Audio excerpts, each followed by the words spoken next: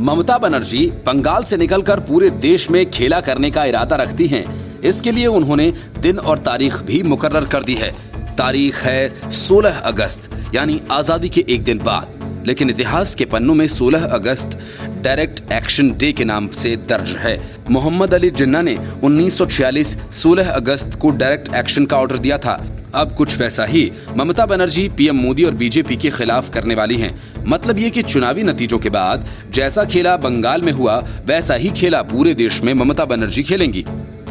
1946 का direct action तो 20 अगस्त को थम गया, लेकिन ममता का ये खेल तब तक चलता रहेगा जब तक बीजेपी का देश से सफाया नहीं हो जाता।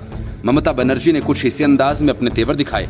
ममता बनर्जी ने 16 अगस्त को खेला होबे दिवस के तौर पर मनाने की घोषणा करते हुए कहा, अब ये नारा राष्ट्रीय स्तर पर तब तक इस्तेमाल किया जाएगा जब तक देश से बीजेपी का सफाया नहीं हो जाता। राजनीतिक विरोध के लिए नारे और रणनीति नई बात नहीं है, लेकिन पश्चिम बंगाल में विधानसभा चुनावों की घोषणा के बाद से जिस तरह से इस नारे का इस्तेमाल हिंसा और राजनीतिक विरोधियों को डराने के लिए हुआ, उससे इसकी मंशा पर सवाल उठते हैं। खेला होबे को डरावना बनाने के लिए अनुव्रत मंडल ने एक रैली में भयंकर खेला होबे का नारा दिया था।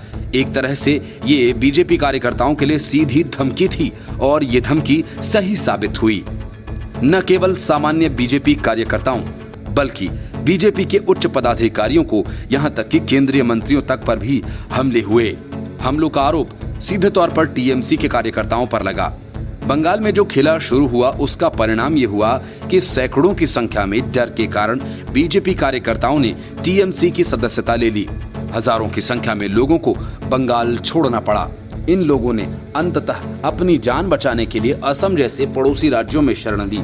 Bureau report, news of India.